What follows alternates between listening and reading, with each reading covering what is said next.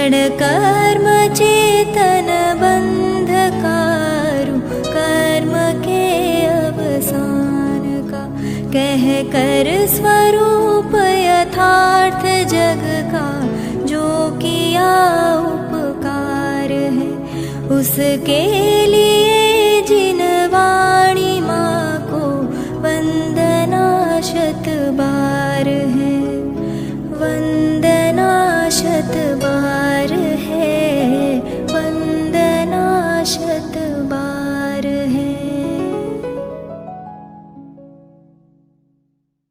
श्री ओम नमः सिद्धेभ्यः नमो अर्हन्ताणं, नमो सिद्धाणं, नमो आयरीयाणं, नमो गुवज्झायाणं, नमो लोये सव्वसाहूणम्।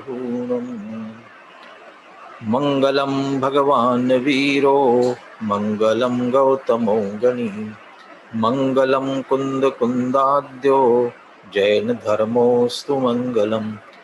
सर्वमंगल मांगल्यम सर्वकल्याणकारकम, प्रधानम सर्वधर्माणां, जैनम जयतु शासनम्।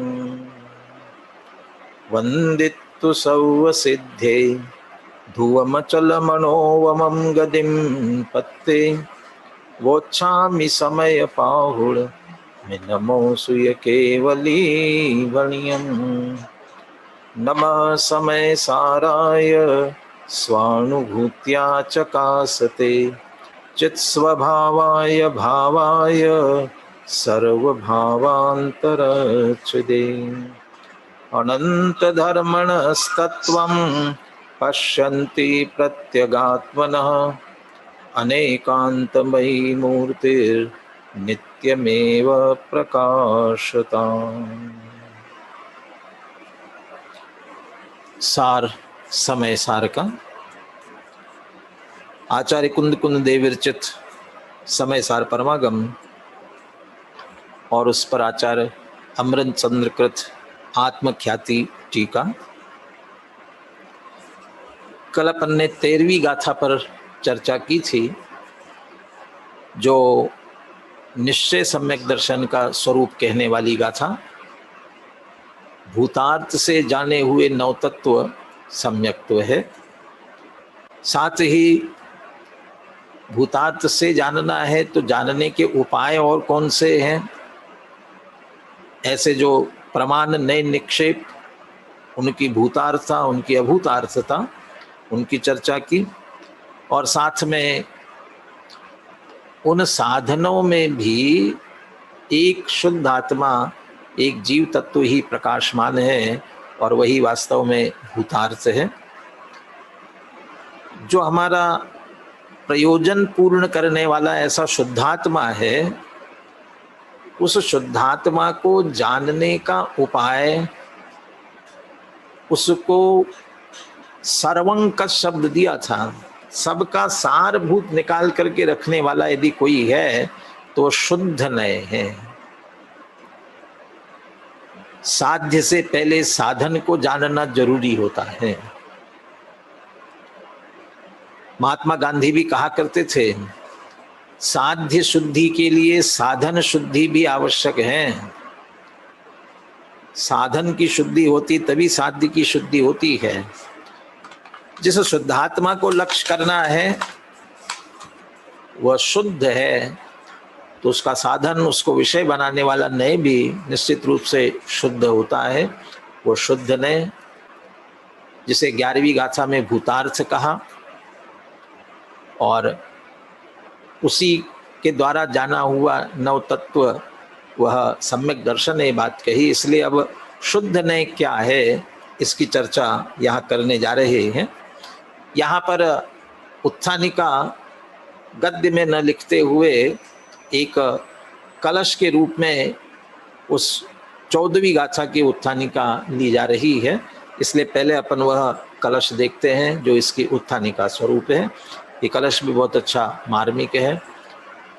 यहाँ शुद्ध नय की चर्चा तो कर रहे हैं, लेकिन उस शुद्ध नय की चर्चा नए चक्र जैसी नहीं करेंगे, नयों के भेद प्रभेदों में जैसी होगी वैसी नहीं करेंगे, बल्कि ये कहा जाए कि वो शुद्ध नए के बहाने से उसके विषयभूत शुद्धात्मा की ही चर्चा की जाएगी।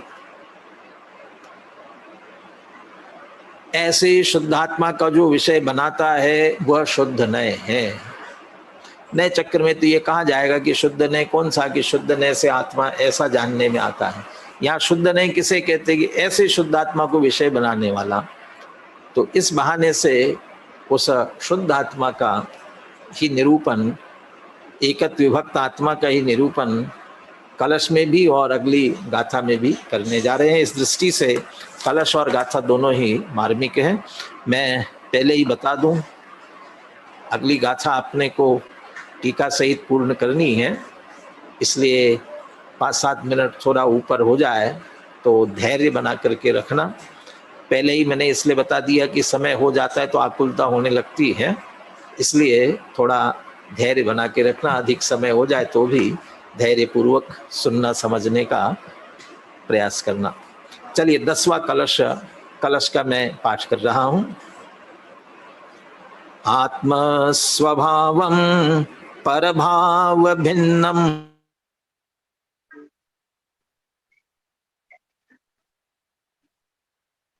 लीन संकल्प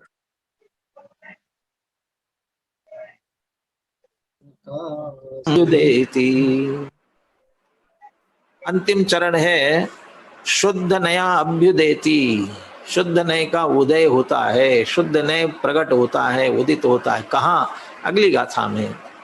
तो किस प्रकार ये उत्थानी का, इसलिए उत्थानी का रूप है। कैसे शुद्ध नए का उदय होता है? यदि संक्षेप में बात करें, आत्म स्वभावम प्रकाशयन, आत्म स्वभाव को प्रकाशित करता हुआ शुद्ध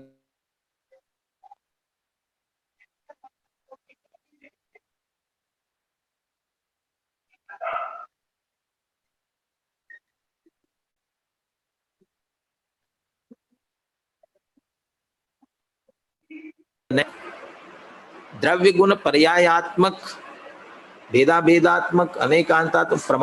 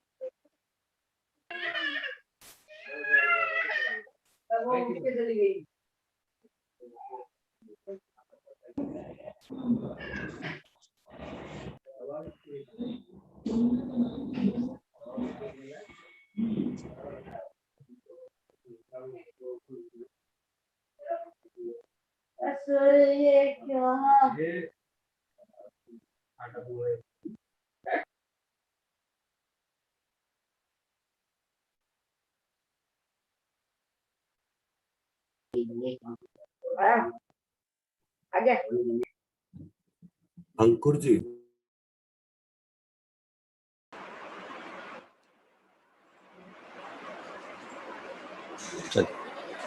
परभाव भिन्नम। परभाव में परद्रव्य के भाव और उनके निमित्त से होने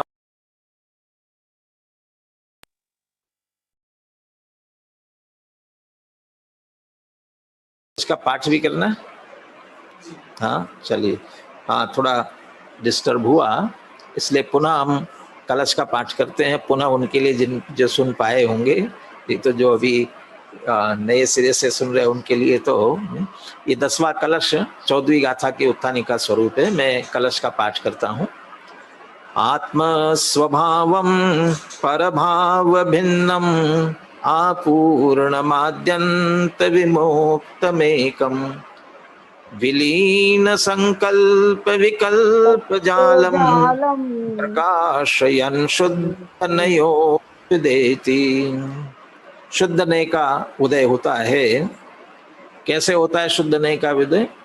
आत्म स्वभावम प्रकाशयन, आत्म स्वभाव को प्रकाशित करता हुआ, आत्म स्वभाव को शुद्ध नय प्रकाशित कर रहा है, तो वह द्रव्य गुण पर्यायात्मक प्रमाण के समग्र विषयभूत द्रव्य में से, जीव द्रव्य में से वह हमारा प्रयोजनभूत आत्म स्वभाव को निकालता है। सर्वंकश, सर्व का निकष रूप आत्म स्वभाव कैसे निकालता है? बाकी सारे जो विशेषण है वह आत्म स्वभाव के हैं। सबसे पहला विशेषण लेते पर भाव भिन्नम। पर भाव में, भाव शब्द में, भाव शब्द द्रव्य के अर्थ में, गुण के अर्थ में, पर्याय के अर्थ में भी आता है। इसलिए पर द्रव्य के भाव, उनके निमित्त से होने वाले अपने विकारी भाव से भिन्न, पर भाव भिन्नम, ऐसा आत्म स्वभाव उसे शुद्ध नहीं प्रकाशित करता है। सबसे पहले पर से भेद विज्ञान कराया, पर भाव भिन्नम। पर से तो भिन्न है, तो पर से भिन्न हो गया तो यहां कुछ खाली हो गया क्या? कहते नहीं, आपूर्णम। गुरुदेव श्री जैसे गुणों का गोदाम, शक्तियों का संग्रहालय कहते थे, आपूर्णम, परिपूर्ण है अपने आप में, विज्ञान घन परिपूर्ण, रंच मात्र भी कमी नहीं, इसलिए आपूर्णम, पूरा लबालब भरा हुआ, अपने गुणों से, अपनी शक्तियों से परिपूर्ण, आपूर्णम। तीसरा, आद्यंत विमुक्तम, जिसकी आदि नहीं है और अंत भी, आदि अंत विमुक्तम, आदि और अंत से विमुक्त है, जिसकी आदि भी नहीं और अंत भी नहीं। इससे क्या अर्थ हुआ? जो अनादि अनंत है। छठवीं गाथा की टीका में भी कहा था, किसी ने उत्पन्न नहीं की इसलिए अनादि, और कोई नष्ट नहीं कर सकता इसलिए अनंत। अनादि अनंत है, एकम, एक है।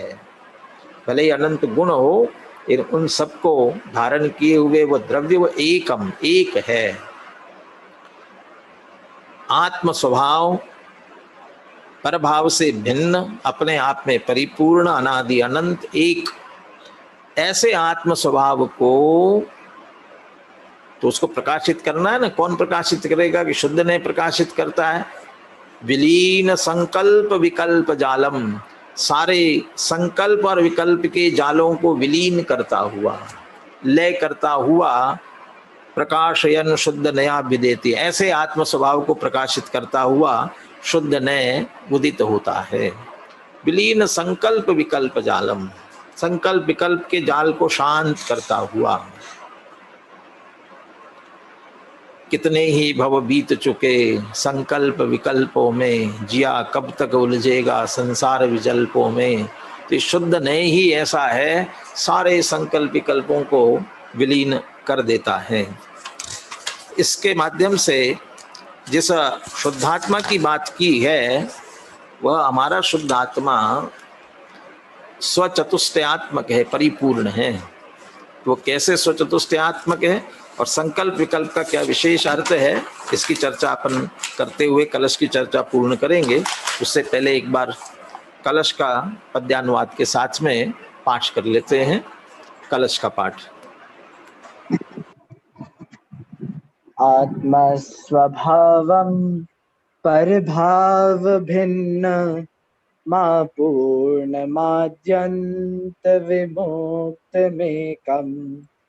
विलीन संकल्प विकल्प जालम, प्रकाशयन शुद्ध नयोभ्युदेति। पर भाव से जो भिन्न है, और आदि अंत विमुक्त है। संकल्प और विकल्प के जंजाल से भी मुक्त है। जो एक है परिपूर्ण है, ऐसे निजात्म स्वभाव को करके प्रकाशित प्रकट होता है यहाँ यह शुद्ध नय। शुद्ध नय जिस आत्म स्वभाव को प्रकाशित कर रहा है, वह स्वचतुष्टयात्मक पूर्ण वस्तु है। तो जो विशेषण दिए गए उससे स्वचतुष्टय की सिद्धि कैसे होती है ये देखते हैं। आत्म स्वभावम, ये आत्म स्वभाव परभाव भिन्न है, इसलिए वह स्वद्रव्य है। वह द्रव्य है, स्वद्रव्य, आत्म स्वभावम स्वद्रव्य है।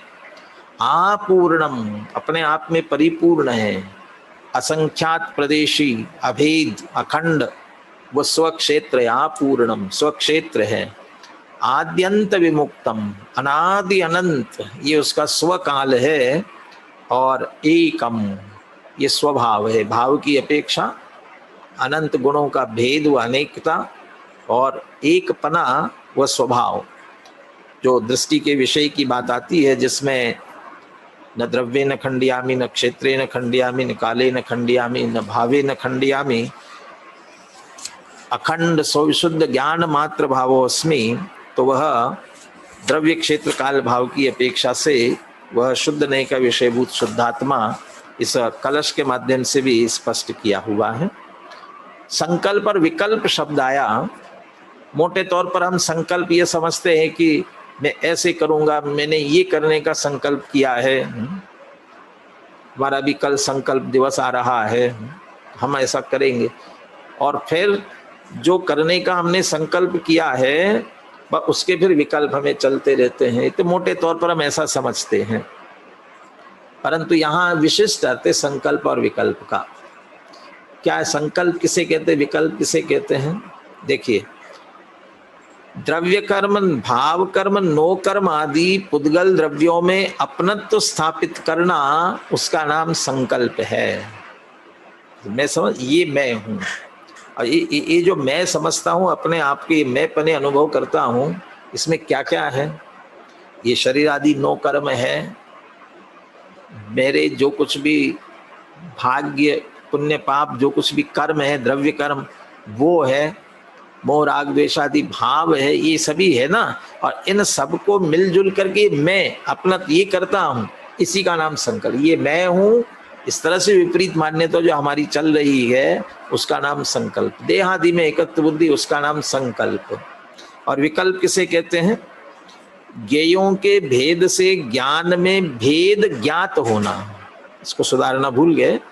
भेद ज्ञात होना माने ज्ञेयों के भेद से ज्ञान में भेद ज्ञान नहीं, भेद ज्ञात होना। भेद ज्ञात होना माने भेद मालूम चलना, कि भेद हो जाना।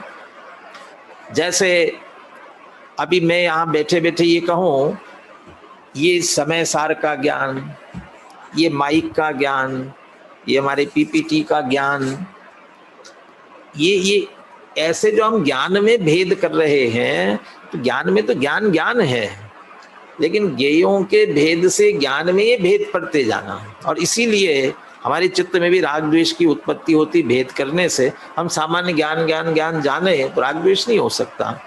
इसलिए ज्ञेयों के भेद से ज्ञान में भेद करना, भेद पड़ना, इसका नाम विकल्प है। और शुद्ध ने जब शुद्ध आत्मा को विषय बनाता है, तब विलीन संकल्प विकल्प जालम, द्रव्य कर्म, भाव कर्म, नो कर्म, ये कुछ मैं नहीं हूँ, पर भाव भिन्नम, इसलिए सहज ही संकल्प के भाव विलीन हो जाते हैं। आपूर्ण, आद्यंत विमुक्त है, एक है, ऐसा विषय बनाते हैं तो उसमें किसी पर ज्ञेय का लक्ष्य भी नहीं, और उनके कारण से ज्ञान में भेद भी नहीं होते। इसलिए सारे विकल्प भी सहज शमित होते हैं। संकल्प विकल्प जाल, ऐसा शुद्ध नय उदित होता है। अब वो शुद्ध नय क्या है, ये अब ये 14वीं गाथा में कहने जा रहे हैं। वास्तव में आत्मा, शुद्ध आत्मा की विशेषता 5 विशेषणों के माध्यम से कहने जा रहे हैं। ऐसे शुद्ध आत्मा को विषय बनाने वाला वो शुद्ध नय है, ये बात अब इस गाथा में कहेंगे। गाथा का मैं पाठ कर रहा हूं, आप ध्यान से सुने। जोपस्सदि अप्पाणम अबद्ध पुट्ठम अनर्णयम नियदम अविशेषम संयुक्तम तम शुद्धनयम वियाणी। यदि शुद्ध नय की बात की जाए, जैसे कलश में हमने संक्षेप में बात की थी, आत्म स्वभावम प्रकाशयन शुद्ध नया अभ्युदेति, वैसे यहाँ गाथा में भी हम संक्षेप में कहे तो इतना कह सकते हैं, जो अपाणम पश्यति तम शुद्ध नयम व्याणी ही। शुद्ध नय आत्मा को विषय बनाता है, शुद्ध नय, बाकी व्यवहार ने और बाकी के नए अन्य को विषय बनाते होंगे, लेकिन शुद्ध नय सीधे आत्मा को, जो अपाणम पश्यति आत्मा को, लेकिन आत्मा को भी देखना कैसे, कैसे देखता है वो शुद्ध नय कहलाएगा। 5 विशेषण लेते हैं। सबसे पहला अबद्ध पुट्ठम, दूसरा अनर्णयम, तीसरा नियदम, चौथा अविशेषम और 5वां असंयुक्तम। तो जो आत्मा को अभिनयम संस्कृत या हिंदी शब्दों का उल्लेख करे, अबद्ध स्पृष्ट, अनन्य, नियत, अविशेष और असंयुक्त, ऐसा आत्मा को जो देखता है, तम शुद्ध नयम व्याणी ही, उसे शुद्ध नय जानो। क्या है शुद्ध नय? जो आत्मा को इस तरह देखे, शुद्ध देखे। इन सारे विशेषणों से वो सीधे वो शुद्ध आत्मा की तरफ आने वाले हैं। अभी चूंकि टीका में विस्तार से चर्चा आने वाली है, फिर भी संक्षेप में इन विशेषणों की बात करते हैं। अबद्ध स्पृष्ट, बद्ध माने बंधा, स्पृष्ट माने स्पर्शित, छुआ हुआ। आत्मा कैसा है? अबद्ध और अस्पृष्ट, किसी से बंधा नहीं है, बंधने की बात तो दूर, किसी से स्पर्शित भी नहीं है, माने कोई इसे छूता भी नहीं है। तीसरी गाथा की टीका में जब सभी समय कह करके सभी द्रव्यों की बात की थी, वहां ये बात कही थी कि प्रत्येक द्रव्य अपने अंदर जो अनंत धर्म चक्र है उनका चुंबन, उनका स्पर्श करते हुए करता है, परंतु एक दूसरे के स्पर्श नहीं करते, एक दूसरे को छूते नहीं हैं। तो हमारा आत्मा भी न किसी से बंधा है, न किसी से स्पर्शित है। खास करके कर्मों से बंधा कहते हैं, लेकिन स्वभाव दृष्टि से देखा जाए तो न बंधा है न स्पर्शित है, अबद्ध स्पृष्ट। अनन्य, अन्य अन्य नहीं है। नारकी अलग, त्रियंच अलग, ये तो पर्यायों में होंगे, लेकिन वो तो जीव जीव जीव है, आत्मा आत्मा आत्मा, इसलिए अनन्य, अन्य अन्य नहीं है। नियत, कोई घटा बढ़ी नहीं, स्थिर, नियत, एक निश्चित स्वभाव, नियत है। अविशेषम, अविशेष मन कुछ विशेष नहीं है। अरे अनंत गुणों का गोदाम है, एक एक एक एक विशेष माने भेद नहीं है, इसलिए भेद रहित, गुण भेद रहित, इसलिए अविशेष है। और असंयुक्त, रागादि विकारी भावों का संयोग इसमें नहीं है, उन विकारी भावों के संयोग से रहित है, इसलिए वह असंयुक्त है। ऐसे आत्मा को अपाणम पश्यते, आत्मा को इस प्रकार जो देखता है, जानता है, विषय बनाता है, तम शुद्ध नयम व्याणी, उसे शुद्ध नय जानो, उसे शुद्ध नय कहते हैं। अब यहाँ दोनों तरफ से बात करें। शुद्ध नय इसे कहते हैं, और शुद्ध नय से आत्मा को देखा जाए तो आत्मा कैसे दिखेगा? यही निकलेगा, अबद्ध स्पृश अनन्यत विशेष संयुक्त, परभाव भिन्न आपूर्ण आद्यंत विमुक्त, एक ऐसे ही दिखेगा। तो शुद्ध नय से आत्मा ऐसा दिखता है और ऐसे आत्मा को देखता है, उसे शुद्ध नय कहते। ये दोनों एक दूसरे के आश्रित हैं। मैं आपसे पूछूं, पूर्व दिशा किसे कहते हैं और सूर्य कहाँ से उदित होता है? क्या उत्तर मिलेगा? दोनों एक दूसरे पे आश्रित हैं। पूर्व दिशा किसे कहते हैं? जहाँ से सूर्य उदित होता है। सूर्य कहाँ से उदित है? पूर्व दिशा से। तो पूर्व दिशा तो बताओ कौन सी है? जहाँ से सूर्य उदित होता है। तो ये जिस तरीके से है, वैसे ही जो आत्मा को अबद्ध स्पृष्ट अनन्यत विशेष जानता है वह शुद्ध नय, और शुद्ध नय आत्मा को यदि देखेगा तो अबद्ध स्पृष्ट अनन्यत विशेष असंयुक्त ऐसा ही दिखता है। हमारा जैसा दृष्टिकोण होता है वैसी वस्तु हमें दिखती है। वस्तु जैसी है वैसी देखने की जगह हमारी दृष्टि से वस्तु हम देखते हैं। आत्म स्वभाव को भी देखना है तो हमारी दृष्टि शुद्ध होना चाहिए, शुद्ध नहीं की दृष्टि होना चाहिए, तो आत्मा निश्चित रूप से हमें ऐसा दिखेगा। चलिए गाथा पद्यानुवाद का पाठ करके फिर हम टीका के माध्यम से चर्चा करते हैं।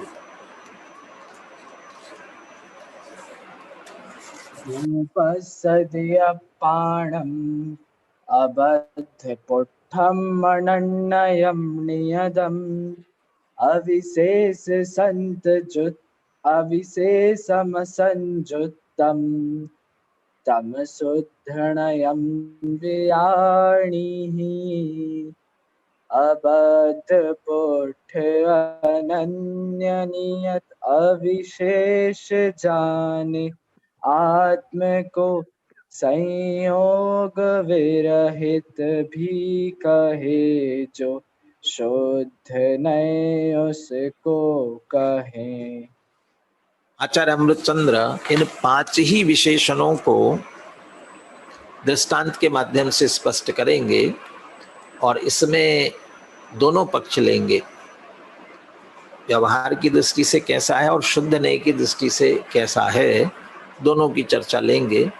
उससे पहले शुद्ध नय और वो शुद्ध नय है, वैसी जो अनुभूति है वही आत्मा है, ये सबसे पहले कहते हैं। टीका प्रारंभ करते हैं।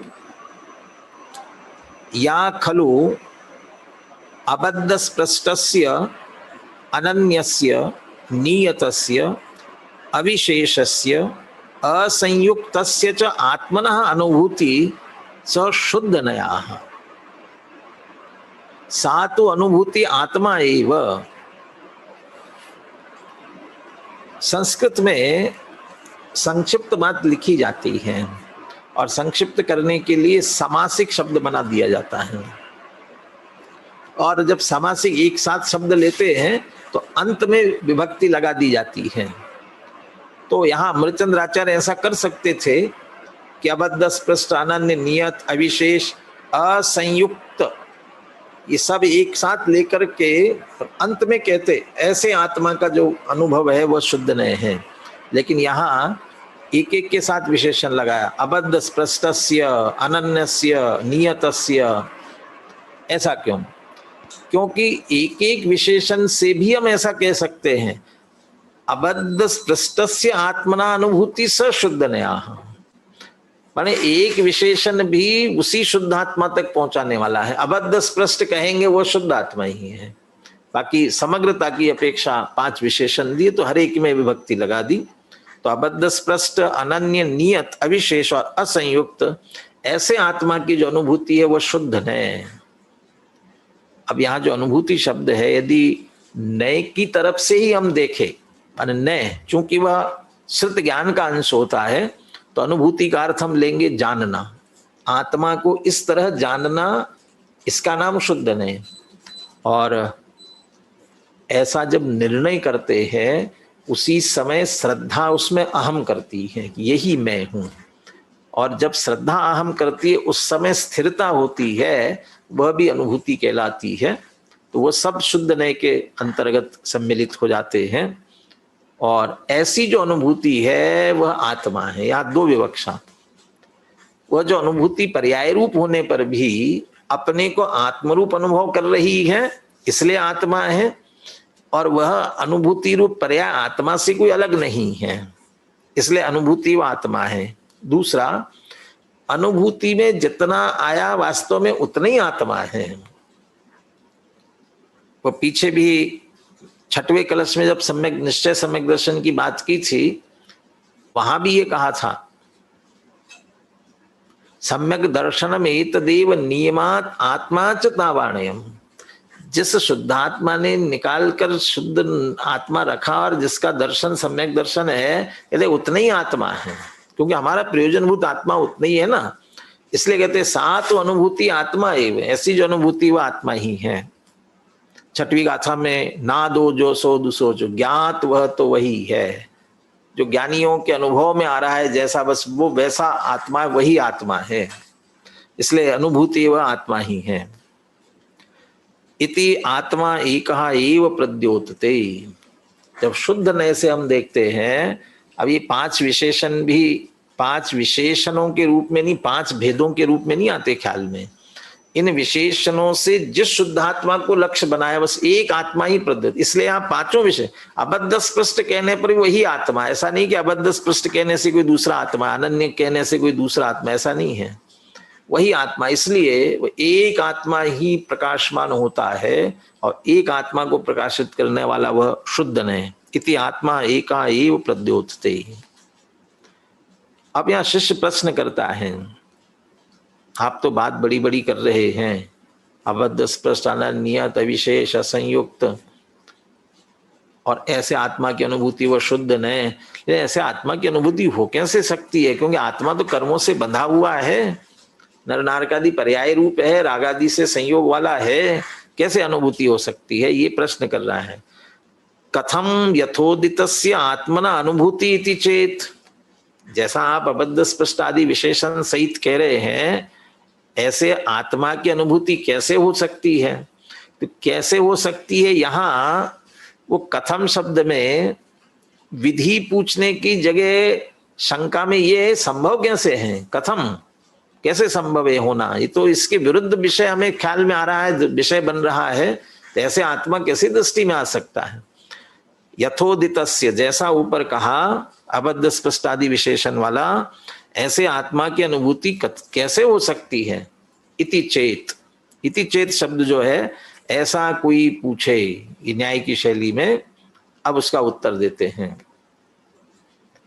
बद्ध स्पृष्टत्वादीनाम अभूतार्थत्वात्, क्योंकि बद्ध स्पृष्टत्वादि अभूतार्थ होने से, बद्ध स्पृष्टत्वादि अभूतार्थ होने से, अभी तो इनको हमने भूतार्थ करके रखा है, माने मुख्य करके रखा, हमने दृष्टि में इनको लिया, मैं कर्मों से बंधा हुआ हूं, मैं मनुष्य हूं, त्रियंच हूं, मेरा ज्ञान कम है, मेरा ज्ञान ज्यादा है, किसी का ज्यादा है, घटा बड़ी हो रही है, मेरे में ज्ञान दर्शन चारित्र है, और अंतिम में मैं राग द्वेष वाला हूं। इन सभी से, इन्हीं बातों को हमने मुख्य किया, तो मुख्य किया तो यही तो दृष्टि में आएंगे, यही तो दिखेंगे, ये भूतार्थ हो रहे हैं। अब कहते इन्हें अभूतार्थ करो, इन्हें गौण कर दो, इनको मत देखो, और इन्हीं में जो शुद्ध आत्मा है उसको देखो, दिखाई देगा। पर ये अभूतार्थ होने से बद्ध स्पष्टादि भाव अभूतार्थ हो सकते हैं। आपके देखने का दृष्टिकोण चाहिए, और देखने के दृष्टिकोण से यदि मैंने अभूतार्थ कर देते हैं, तो जैसा आत्मा कहा है वैसा निश्चित रूप से दृष्टि में आ सकता है। और हमारी दृष्टि में ताकत है ऐसी, विरुद्ध बात देखने की ताकत, हाँ, ये तो छोटे से बच्चे में होती है। कभी कभी बच्चे गलती करते हैं तो माँ को क्रोध आता है।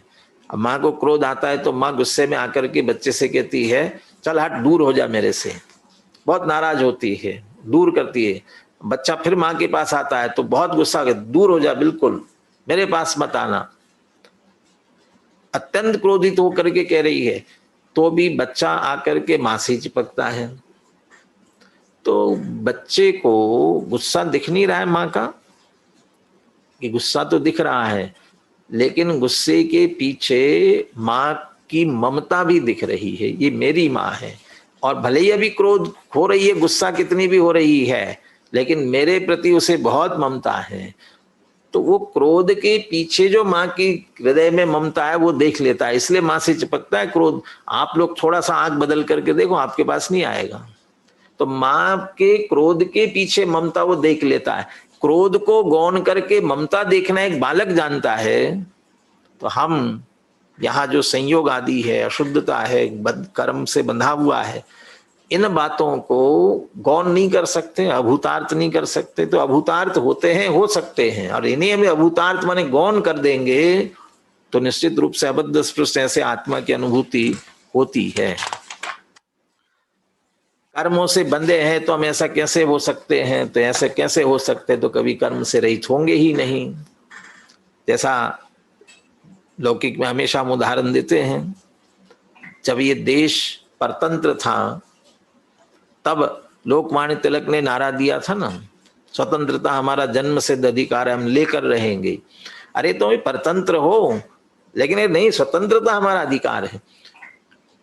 उन्होंने परतंत्रता में भी स्वतंत्रता देखी ना, परतंत्र होते हुए भी। तो परतंत्रता अभूतार्थत्वात्, परतंत्रता अभूतार्थ हो सकती, गौण करो उसे, और स्वतंत्रता को देखो तो स्वतंत्र हो गए।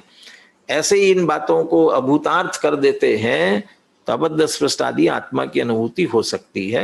अब कैसे उन्हें है वो नहीं है ऐसा नहीं है, माने आत्मा कर्मों से बंधाई बात सत्य है।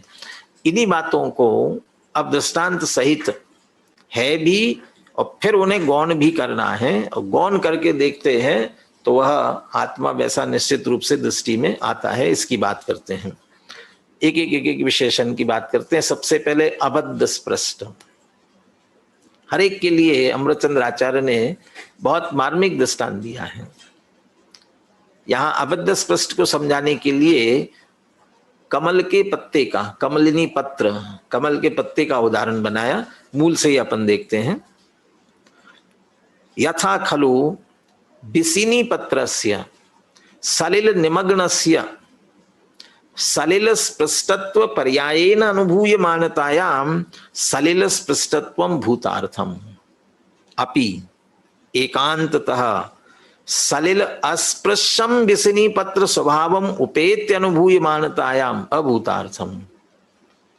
देखिए, हम एक सहज ऐसा प्रश्न पूछे किसी से भी, कमल का पत्ता, बल्कि ऐसा प्रश्न करे, पानी में डूबा हुआ कमल का पत्ता पानी को स्पर्श कर रहा है कि नहीं कर रहा है, क्या उत्तर होगा? ये कह रहे हैं पानी में डूबा हुआ कमल का पत्ता, तो पानी में डूबा है तो पानी को छुएगा नहीं क्या? अब ये दो दृष्टिकोण है इसी में। कमल के पत्ते की बात कर रहे हैं।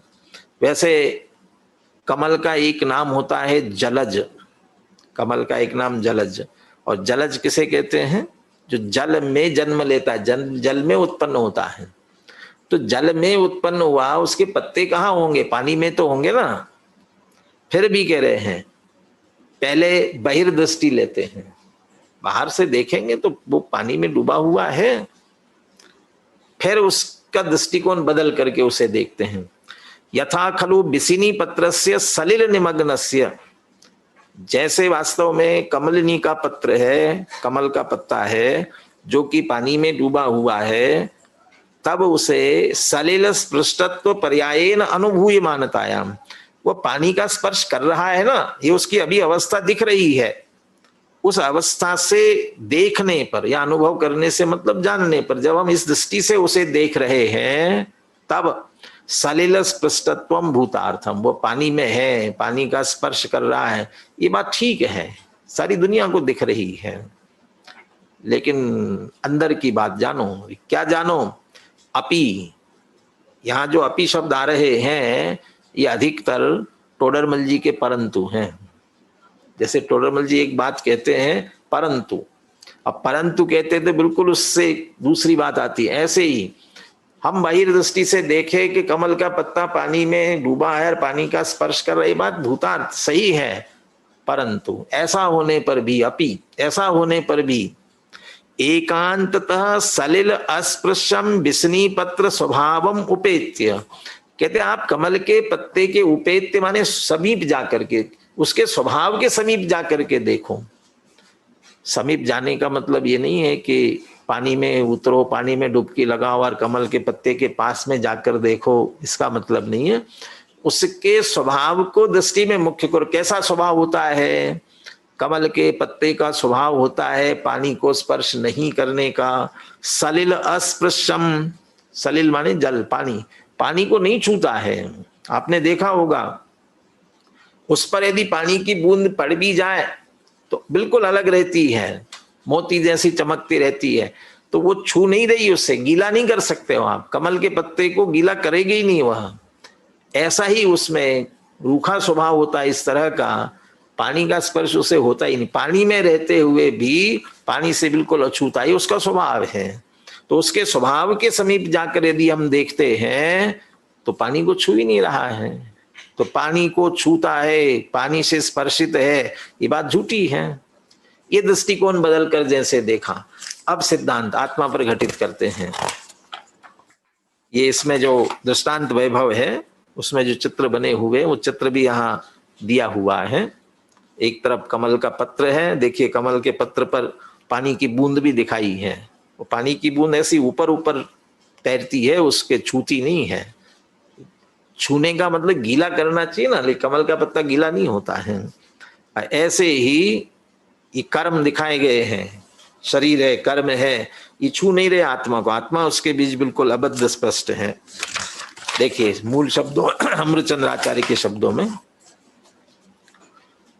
तथा आत्मनः अनादिबद्धस्य बद्धस्पृष्टत्व पर्यायेन अनुभूयमानतायां बद्धस्पृष्टत्वं भूतार्थम। जीव अनादि कर्मों से बंधा है, ये पर्याय है उसकी, पर्याय में कर्मों से बंधा हुआ है। अब अनादि कर्म से बंधेगा तो छुएगा तो से ना, स्पर्शित एक क्षेत्र होगा, संबंध तो होगा ही ना। इस अवस्था को देखोगे, इस पर्याय को देखोगे, बद्ध स्पृष्टत्वम भूतार्थ, बात सही है, कर्मों से बंधा है, कर्मों का स्पर्श कर रहा है, ये बात सही है। अपि ऐसा होने पर भी अब दूसरी दृष्टि देखो, क्या देखो, एकांततः पुद्गल अस्पृश्यम आत्म स्वभावम। आत्मा अमूर्तिक है, अस्पर्शी है। पुद्गल अस्पृश्यम आत्म स्वभावम, आत्मा का जो मूल स्वभाव है पुद्गल का स्पर्श करने का नहीं है। यदि पुद्गल का स्पर्श करके ही रहता तो अशरीरी सिद्ध भगवान, मात्र ज्ञान शरीरी त्रिविध कर्मल ऐसे हो ही नहीं सकते थे। मूल स्वभाव है, तो वो जो मूल स्वभाव है अमूर्तिक स्वभाव, एकांततः स्वभाव में कर्मों ने प्रवेश किया ही नहीं है, स्वभाव को छुआ ही नहीं है, स्वभाव को बांधते ही नहीं है, इसलिए एकांततः पुद्गल अस्पृश्यम आत्म स्वभावम। और उस आत्म स्वभाव का जब अनुभव करते हैं, आत्म स्वभाव को मुख्य करके देखते हैं, बंधाई नहीं है, बंधता ही नहीं है, तब वह अबद्ध स्पृष्ट है। तो ये बात जो है बद्ध स्पृष्टत्व अभूतार्थ है, बंधाई नहीं है। और बद्ध स्पृष्टत्व अभूतार्थ है तो अबद्ध स्पष्ट दृष्टि में आता है, इसलिए अबद्ध स्पष्ट की अनुभूति हो जाती है। ये पहला विशेषण दिया। इसी तरह प्रत्येक विशेषण को दृष्टांत के माध्यम से समझाएंगे। अपने को विषय पूरा करना, इसलिए अपन अधिक विस्तार में नहीं जा पाएंगे। अनन्य, अन्य अन्य नहीं है, इसके लिए भी उदाहरण देते हैं। देखिए, यथाच मृत्तिकायाः करक, करीर, करकरी, कपाल आदि पर्यायेन अनुभूयमानतायाम अन्यत्वम भूतार्थम। करक, करीर, करकरी, कपाल, ये अमृतचंद्र आचार्य की भाषा भी बहुत उत्कृष्ट है। एक गद्य में भी अनुप्रास अलंकार का प्रयोग करते हैं। ये मिट्टी के जितने बर्तन बनते हैं ना अलग अलग प्रकार के, उनके लिए शब्द दिए। करक माने घड़ा, करीर माने समझ लीजिए उसके ऊपर ढाकने वाला कुंडा, घड़ा, खप्पर आदि शब्द दिए नीचे। और कपाल फूट करके ठीकरे हो गए। तो ये जो मिट्टी के जितने बर्तन हैं, ये सभी उन बर्तनों के आकार, पर्याय, अवस्था से यदि देखे अनुभूयमानतायाम अन्यत्वम भूतार्थम, अन्य अन्य है, अलग अलग है सभी। घड़ा है वो सकोरा नहीं है, सकोरा है वह ढक्कन जो उसके ऊपर रखने का है वो नहीं है, ये सब अलग अलग हैं। घड़े में तो पानी भरा जाएगा और जो उसका ढक्कन होगा उस पर ढका जाएगा। सकोरा उससे पानी निकाल करके पिया जाएगा। तो ये सब अलग अलग अन्य अन्य हैं। और कपाल, कपाल जो है जब फूट गए तो उसके टुकड़े हो गए, वे अलग हैं। ये सभी अन्य अन्य हैं। अब कहते हैं अपि, ये सब अन्य अन्य होने पर भी, अब दृष्टि बदलो, अपि ऐसा होने पर भी सर्वतः अपि अस्खलंतम एकम मृत्तिका स्वभावम उपेत्य अनुभूयमानतायाम अभूतार्थम। सब मिट्टी से बने हुए हैं ना, तो सर्व ओर से सर्वतः अस्खलंतम एकम मृत्तिका स्वभाव, सब मिट्टी से बने तो सर्व ओर से मिट्टी मिट्टी है ना, तो मिट्टी के स्वभाव से देखो सब में एक मिट्टी है, मिट्टी मिट्टी मिट्टी, तो अन्य अन्य क्या दिखने वाले हैं। तो वहां उपेत अनुभूय मानताया मां भूतार्थम, उस मिट्टी के स्वभाव के समीप जाकर यदि देखेंगे तो मिट्टी मिट्टी है, एक जैसी मिट्टी है, तो वहां जो अन्य अन्यपना है वह अभूतार्थ है। ये दृष्टांत दिया।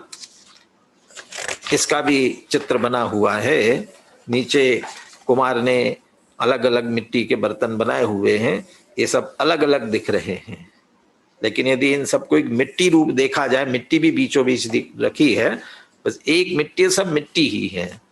ऐसे ही आत्मा को देखा जाए, चारों गतियों की अवस्थाएं दिखा दी गई हैं, ये इन अवस्थाओं से देखा जाए तो अलग अलग है, लेकिन एक आत्मा देखा जाए कहाँ अलग अलग, वही तो है, अनन्य है।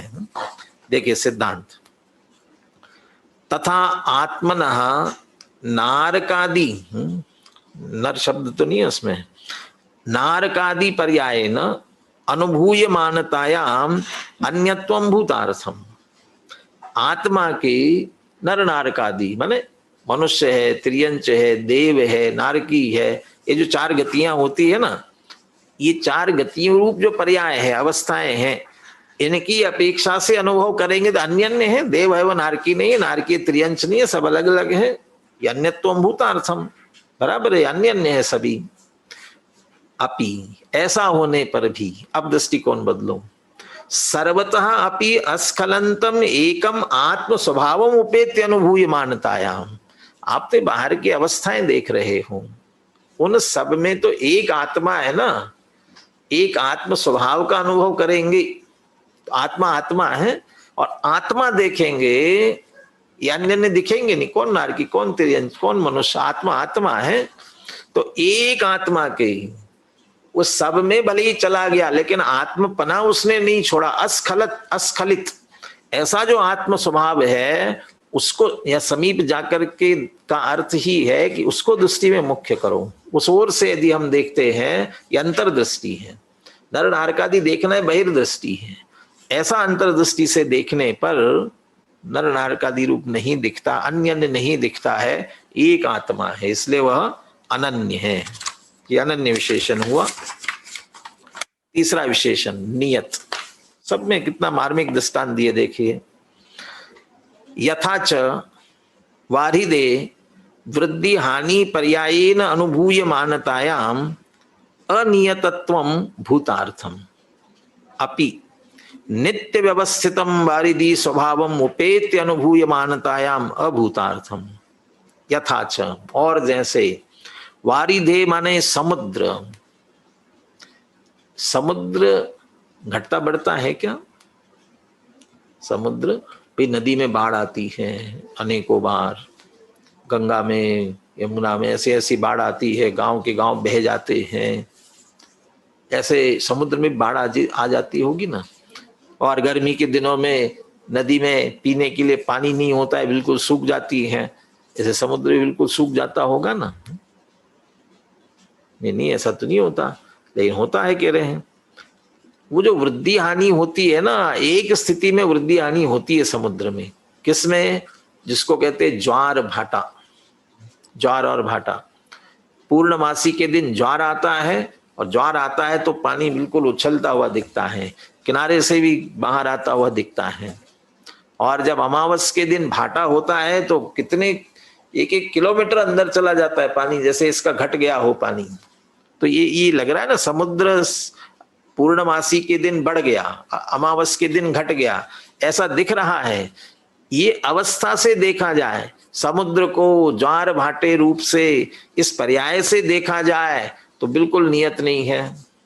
ऐसा तो नहीं है कि पूर्णमासी के दिन अचानक बढ़ गया, वह धीरे धीरे बढ़ता आता है पूर्णमासी तक, और पूर्णमासी में पूरा बढ़ा, फिर अमावस तक धीरे धीरे घटता जाता है।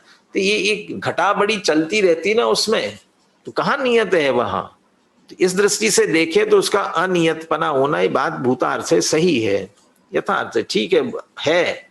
अपि, ऐसा होने पर भी, नित्य व्यवस्थितम वारिधि स्वभावमुपेत्य, इतना होने पर भी समुद्र को गंभीर कहा जाता है। वो बस उतने ही घटता बढ़ता है, अपनी मर्यादा में रह करके घटता बढ़ता है, वो मर्यादा से बाहर नहीं आता है। ये तो कभी सुनामी, ये तूफान आ जाए तो अलग बात है, अभी ताऊते आया था, उसके कारण से उछलता हुआ दिखता है, लेकिन अपनी मर्यादा का समुद्र कभी उल्लंघन नहीं करता है। इसलिए मर्यादा के लिए समुद्र की उपमा दी जाती है। तो उसका अपना एक नियत है स्वभाव, तो नियत स्वभाव को वो नहीं छोड़ता। नित्यम व्यवस्थितम वारिधि स्वभावमुपेत अनुभूय मान्यतायाम, उस अपने गंभीर स्वभाव को देखेंगे, मर्यादित स्वभाव को देखेंगे तो उसमें वृद्धि हानि होती नहीं। ये तो एक तात्कालिक वृद्धि हानि है, वैसी वृद्धि हानि नहीं होती है।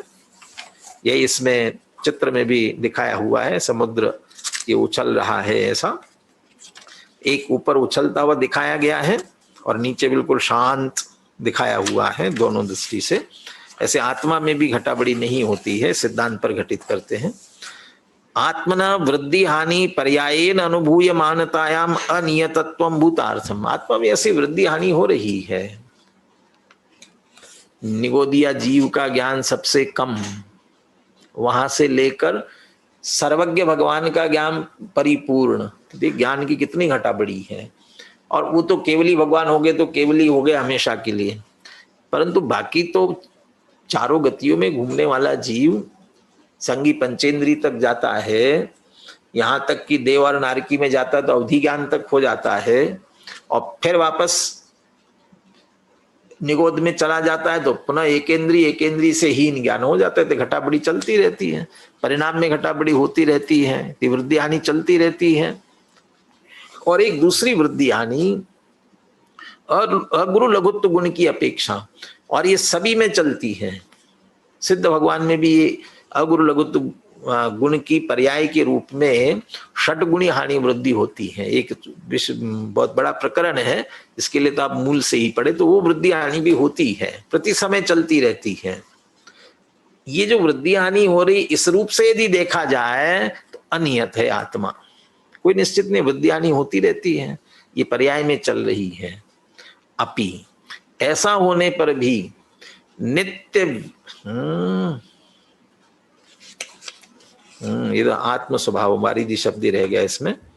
नित्य व्यवस्थितम आत्म स्वभाव उपेत्य अनुभूय मानताया, उसके बावजूद भी आत्म स्वभाव तो बिल्कुल नित्य व्यवस्थित है। सर्वज्ञत्व, सर्वदर्शित्व, ये जो मूल स्वभाव परिपूर्ण जैसे हैं, कोई घटाबड़ी नहीं होती है। अनंत ज्ञान, अनंत दर्शन, ये जो अनंत गुणों का गोदाम, एक गुण कम नहीं होता। गुण की जितनी अवस्था है उसमें से कुछ घटता बढ़ता नहीं है। जो निगोद में सोई मुझ में, सोई मोक्ष मझार, अंतर भेद कछु भी नाही, भेद गिने संसार, क्या घटा बड़ी हुई है। ये जो नित्य व्यवस्थित सदैव एक रूप रहने वाला ऐसा जो मूल द्रव्य स्वभाव है, उसके समीप जाकर देखते हैं तो कोई घटा बड़ी नहीं हुई है। तो वह अनियतपना जो अभूतार्थ है, और नियतपना निश्चित रूप से दृष्टि में आता है। अविशेष, अविशेष, विशेष, विशेष माने विशेषताएं, गुण। तो विशेषताएं होती कि नहीं होती हैं, देखिए वो भी दोनों दृष्टिकोण यहां भी दृष्टांत देते हैं। यथाच कांचनस्य स्निग्ध पीत गुरुत्वादि पर्यायेन अनुभूय मानतायाम विशेषत्वम भूतार्थम। सोना, कांचन, सोने को देखो कैसा है सोना, स्पर्श की अपेक्षा से स्निग्ध है, चिकना है, वर्ण की अपेक्षा से पीत है, पुनः स्पर्श में देखा जाए तो भारी है, चांदी और धातुओं से भारी होता है सोना, गुरुत्व। ये जो सारी उसकी विशेषताएं हैं, इन विशेषता या पर्याय, यहाँ पर्याय का शब्द गुण भेद लेना, स्निग्ध पीत गुरुत्व आदि, इन गुण भेदों से यदि देखा जाए, अनुभूय मानतायाम विशेषत्वम भूतार्थम, ये सारी विशेषताएं उसमें, इतने गुण उसमें है, गुण भेद उसमें है, ये बात सही है। अपि ऐसा होने पर भी, अब दृष्टिकोण बदलो, प्रत्यस्तमित समस्त विशेषम कांचन स्वभावम उपेत्य अनुभूय मानतायाम। स्वर्ण देखो, अकेला सोना, अब आपको सोने में क्या अलग अलग दिख रहे कि सब उसी में है, लेकिन अकेले कांचन स्वभाव प्रत्यस्तमित समस्त विशेषम, सारे विशेष जिसमें अस्त हो गए हैं, माने विशेषों का कोई भेद चित्त में नहीं है, अस्त हो गए सभी। अकेले स्वर्ण को देख रहे, कांचन स्वभावम, उसके स्वभाव के समीप जाकर के देखते हैं तो विशेषताएं सब अभूतार्थ हो जाती है, मात्र वस्तु दिखती है। ये दृष्टांत इसी तरह इसका भी यहाँ पर चित्र बनाया गया है। ये स्वर्ण के आभूषण सभी और प्योर गोल्ड, उसमें कुछ भी नहीं ऐसा। ऐसे ही दर्शन ज्ञान चारित्र आदि गुण भेद, और एक द्रव्य देखा जाए तो सब उसमें शामिल है, कुछ विशेषताएं नहीं है, गुण भेद नहीं है। नहीं है का मतलब भेदों का विकल्प नहीं, अभेद अखंड आत्म द्रव्य है, सिद्धांत पर घटित करते हैं। तथा आत्मनः ज्ञान दर्शनादि पर्यायेन, दे पर्याय शब्द का गुण भेद भी होता है, तो यहाँ ज्ञान दर्शनादि गुण भेदों से अनुभूयमानतायाम विशेषत्वम भूतार्थम, जब उन गुण भेदों से देखेंगे तो आत्मा में ज्ञान है, दर्शन है, चारित्र है, सुख है, बराबर है, सही है। अपि, ऐसा होने पर भी प्रत्यस्तमित समस्त विशेषम आत्म स्वभाव उपेत्य अनुभूयमानतायाम, सारे विशेष जिसमें अस्त हो गए माने नष्ट नहीं हुए, जिसमें समा गए, और अब हम एक द्रव्य स्वभाव को देख रहे हैं, सब उसमें शामिल है लेकिन कोई विकल्प नहीं है। कैसा है? नवीनानम न दंशनम न चरितम चाण गोदजो भाव, एक या एक भाव। तो उस द्रव्य स्वभाव के समीप जाकर के देखते हैं तो सारे विशेष उसमें अस्त हो जाते हैं, और जब अकेले द्रव्य स्वभाव से देखते हैं तो कोई विशेष नहीं दिखता। इसलिए अविशेषम, या अविशेष का अर्थ विशेषों से रहित नहीं लेना है, सारे विशेष जिसमें समाहित हो गए हैं, इसलिए गुण भेद से रहित, ऐसा वह अविशेष है, और ऐसा विशेष आत्मा दृष्टि में आता है। और अंतिम विशेषण है असंयुक्त। यथाच आपाम सप्तार्ची प्रत्यय उष्ण समाहितत्व पर्यायेन अनुभूयमानतायाम संयुक्तम भूतार्थम, अपि एकांततः शीतम अपस्वभावम उपेत्य अनुभूयमानतायाम अभूतार्थम। अब ये पूछा जाए गरम पानी गरम है कि ठंडा है? पहले ही पूछ रहे कि गरम पानी गरम है कि ठंडा है। अब आपके गरम पानी कह रहे तो गरम ही है ना, ये पर्याय दृष्टि है, ये बहिर्दृष्टि है। हम पानी को पूछ रहे हैं, पानी कैसा है, वही दृष्टांत बता दिए। यथाच आपाम, आपाम माने जल, सप्तार्ची प्रत्यय उष्ण समाहितत्व, ये सप्तार्ची अग्नि के लिए उदाहरण शब्द दिया, सप्तार्ची अग्नि, अग्नि के प्रत्यय माने निमित्त, तो अग्नि के निमित्त से उष्ण समाहितत्व पर्याय न, पानी अग्नि के संयोग में आया, अग्नि के समागम में आने से उष्णता, उष्ण गर्म हो गया वह, और जो गर्म पर्याय में गर्म हो रहा है, ऐसी पर्याय पने से उस अवस्था से अनुभव करते हैं, तो उस समय उष्णता का संयोग पानी में हुआ है, तो ये संयुक्त पना है, ये बात भूतार्थ है, सही है। टोडरमल जी ने भी उदाहरण दिया निश्चयभाषी को समझाते समय, द्रव्य दृष्टि से आत्मा शुद्ध है, लेकिन पर्याय में भी शुद्ध मानेगा तो गड़बड़ हो जाएगी। द्रव्य दृष्टि से शुद्ध है, इसके लिए उदाहरण दिया उन्होंने।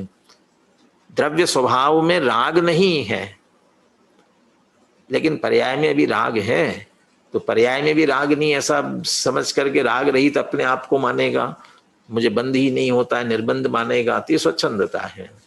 वहां दृष्टांत दिया, जिस समय पानी गर्म हो रहा है उस समय द्रव्य स्वभाव से ठंडा है ऐसा समझ करके पिएगा तो क्या होगा, जलेगा कि नहीं जलेगा, अरे ये तो ठंडा है ना, लेकिन नहीं, जब वो गर्म हो रहा है उस समय गर्म पर्याय सहित, ये बात भूतार्थम, ये बात सही है। अपि ऐसा होने पर भी अब कहते हैं पानी के स्वभाव के समीप जाकर के देखो। अपि ऐसा होने पर भी एकांततः शीतम अप स्वभावोपेत अनुभूय मानतायाम अभूतार्थम। अप स्वभावम, पानी का स्वभाव जो शीतलता है उसके समीप जा, माने शीतलता को अपनी दृष्टि में मुख्य करो। और हमें ये बात ख्याल में रहती है, इसलिए समझदार लोग, कदाचित पानी गर्म हो, पिया नहीं जा रहा हो, प्रासुक जल पीने वाले जैसे हैं, गर्म किया, ज्यादा गर्म था, पी नहीं सकते, तो क्या करते हैं, रखो रखो थोड़ी देर, पियो ना पानी, नहीं रखो थोड़ी देर। क्यों, क्या होगा थोड़ी देर रखने से? ठंडा हो जाएगा। कैसे ठंडा होगा? स्वभाव है उसका ठंडा, इसलिए होगा। तो उस समय भी उसे ठंडा देख रहे और ठंडा होगा ही जानते हैं। ये इसलिए स्वभाव के समीप जाकर के देखे तो अग्नि का तो पर्याय में संयोग हुआ है, अग्नि रूप उष्ण रूप होता नहीं है, इसलिए वो जो अग्नि का संयोग उसमें है वह भूतार्थ है। ये चित्र यहाँ बना करके दिखाया गया है। अग्नि से पानी गर्म हुआ और वापस ठंडा हुआ। और यहाँ राग आदि का संयोग, राग द्वेष बताने के लिए एक तरफ द्वेष वाले चेहरे बनाए, एक तरफ राग से हर्षित होने वाले चेहरे बनाए। तो रागी द्वेषी है ना वो जीव, ये पर्याय में हो रहा है वैसा, लेकिन मूल आत्म स्वभाव कैसा है देखिए सिद्धांत पर घटित करते हैं। तथा आत्मनः कर्म प्रत्यय मोह समाहितत्व पर्यायेन अनुभूय मानतायाम संयुक्तत्वम भूतार्थम। आत्मा के भी कर्म है निमित्त जिसके ऐसे मोह से समाहित पर्यायपने से अनुभव करे। मोही, रागी, द्वेषी, एक सब कर्मोपाधि जनित पर्याय है, औपाधिक भाव है। जिस समय रागी द्वेषी हो रहा है उस समय रागी द्वेषी हो रहा है पर्याय में। तो राग द्वेष आदि पर्यायों की ओर से यदि हम देखेंगे तो वह रागी है, रागादि का संयोग है, ये बात भूतार्थ, ये सही है। अपि ऐसा होने पर भी, अपि एकांततः स्वयं बोधम जीव स्वभावम उपेत्य अनुभूय मानतायाम अभूतार्थम। देखिए जब द्रव्य स्वभाव की बात ले रहे हैं वहां एकांत शब्द लगा रहे हैं, लेकिन वो द्रव्य का स्वभाव है, ये ध्यान रखना। एकांत दूसरे पक्ष का निषेध तो किया, लेकिन उसको स्वीकार करते हुए वो बात है, बात सही है, दृष्टिकोण से सही है, पर्याय में है, पर्यायथिक नय से, व्यवहार से, संयोग से उस बात को स्वीकार किया। लेकिन स्वभाव को देखते हैं, द्रव्य स्वभाव को, कि द्रव्य स्वभाव में ये नहीं है, इसलिए एकांत कह रहे हैं। और जब हम द्रव्य स्वभाव का लक्ष्य करें तो उसको याद नहीं करना है दूसरे दृष्टिकोण को, और दूसरा दृष्टिकोण भी याद रहा तो फिर स्वभाव मुख्य कैसे हो सकेगा। एकांततः कैसा है स्वभाव हमारा? स्वयं बोधम जीव स्वभावम। जीव का स्वभाव क्या है? ज्ञान, ज्ञान, ज्ञान मात्र है। तो ज्ञान मात्र जो स्वभाव है उस स्वभाव के समीप जाकर के देखो, ज्ञान में राग नहीं है। और इसीलिए तो अज्ञान होता है, विपरीतता होती, परिणाम में मोह होता है, तब तक राग द्वेष होते हैं। अब मोह चला जाए और ज्ञान हो जाए, राग आदि कहाँ रहते हैं? तो ज्ञान स्वभाव और ज्ञान स्वभाव में राग आदि नहीं है। तो ज्ञान स्वभाव के समीप, बोधम जीव स्वभावों उपेत्य अनुभूय मानतायाम, ज्ञान स्वभाव के समीप, ज्ञान जो जीव का स्वभाव है, स्वयं बोधम। देखिए राग आदि हुए कर्म प्रत्यय, कर्म के निमित्त से, उपाधि से औपाधिक भाव है। और ज्ञान कैसा है? बोधम, स्वयं बोधम, स्वयं स्वाभाविक है, वह वो अपना स्वभाव है, उसमें राग आदि नहीं है। इसलिए राग आदि का संयोग पर्याय में होगा। द्रव्य में भी राग आदि का संयोग हो जाए ना तो फिर कभी छूटेगा नहीं, वीतरागी नहीं हो सकते हैं। स्वभाव में नहीं आए हैं, इसलिए स्वभाव तो असंयुक्त है, राग आदि संयोगों से रहित है। जब हम दूसरा दृष्टिकोण देखते हैं कि वो बातें हैं होने पर भी, जब स्वभाव के समीप आकर के देखते हैं तो ये सब अभूतार्थ हो जाते हैं। इसलिए प्रारंभ में बात कही थी, बद्ध स्पृष्टत्वादि नाम अभूतार्थत्वात्। जब स्वभाव के समीप आकर के देखते हैं तो कर्मों से बंधा, ये सब अभूतार्थ हो जाते हैं। अर्थात ये दिखते नहीं है, और दिखते नहीं तो क्या दिखेगा, आत्म स्वभाव दिखता है और उस आत्मा की अनुभूति होती है, और ऐसी आत्मा की अनुभूति वही शुद्ध नय है। इस तरह ये शुद्ध नय की चर्चा यहाँ ये 5 विशेषणों को और 5 ही दृष्टांत के माध्यम से अमृतचंद्र आचार्य ने विस्तार से समझाई। शुद्ध नय सर्वंकषे, सब में से निकाल करके। तो ये विशेषण भी, जो विशेषण जो है किसी न किसी से भिन्न करता है। कौन सा विशेषण किससे भिन्न करते हुए शुद्ध आत्मा को व्यक्त करता है? देखिए, इसके लिए अपन ने चार्ट लिया। अबद्ध स्पृष्ट विशेषण ये समस्त परद्रव्यों से भिन्न करता है, और खास करके द्रव्य कर्म, कर्मों से नहीं बंधा ना, न स्पर्शित है, इसलिए द्रव्य कर्म से, चूंकि हमारा समय सार रूप शुद्ध आत्मा द्रव्य कर्म, भाव कर्म, नो कर्म से रहित है ना, समय सार, तो द्रव्य कर्म से भिन्नता अबद्ध स्पृष्ट। अनन्य, अनन्य माने नर नारकादि व्यंजन पर्यायों से, क्योंकि ये रूप नहीं है वह व्यंजन पर्याय रूप, नर नारकादि व्यंजन पर्यायों से, और ये ही नो कर्म है, इसलिए नो कर्म से भिन्नता। अविशेष, ये गुण भेद, गुण भेद से भी भिन्न है, गुण भेद से भिन्नता करने वाली, जैसे 7वीं गाथा में लिया। नियत, अर्थ पर्यायों से, जो षटगुणी हानि वृद्धि भी होती है गुण संबंधी, वह भी नहीं, और जो क्षोभक्षम आदि की दृष्टि से भी घटाबड़ी होती है वो भी नहीं, इसलिए अर्थ पर्याय से नियत विशेषण से भिन्नता करते हैं। और असंयुक्त विकारी भावों से या भाव कर्म से, ये भाव कर्म शब्द भी जोड़े इसमें, विकारी भावों से भाव कर्म से भिन्नता करते हैं। इस तरह द्रव्य कर्म, भाव कर्म, नो कर्म, पर द्रव्य, पर भाव, पर्याय से पार, गुण भेद से भिन्न, ऐसा जो शुद्ध आत्मा, एकत्व विभक्त आत्मा, एक ज्ञायक भाव, उसको जो देखता है वह शुद्ध नय है। तो शुद्ध नय की विशेषता भी हुई, और शुद्ध नय के माध्यम से शुद्ध आत्मा कैसे दिखता है उसकी भी चर्चा यहाँ की गई। इसलिए शुद्ध नय के उदय की बात इस गाथा में हुई। अब इसके बाद गाथाएं कलश भी आएगा। इस सम्यक दर्शन की मुख्यता से बात हुई। अगली गाथा ज्ञान की मुख्यता से आएगी 15वीं, और 16वीं गाथा चारित्र की मुख्यता से आएगी। सम्यक दर्शन, ज्ञान और चारित्र। और फिर 17वीं 18वीं में कार्य सिद्धि कैसे होती है, दर्शन ज्ञान चारित्र से होती है। दर्शन ज्ञान चारित्र तीनों एक साथ लेकर के बात करेंगे। इस तरह क्रमशः आगे विषय चलेगा।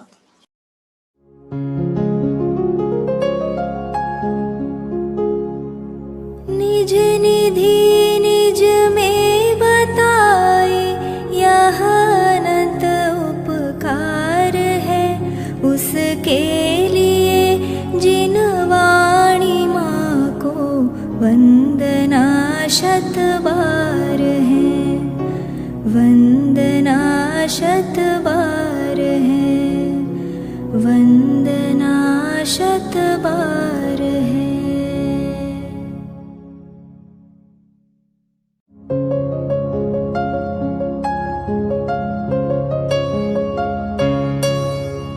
हे जिन वाणी भारती, तो ही जपो दिन रैन, जो तेरी शरणा गहे, सो पावे सुख चैन। जा वाणी के ज्ञान ते, सूझे लोकालोक,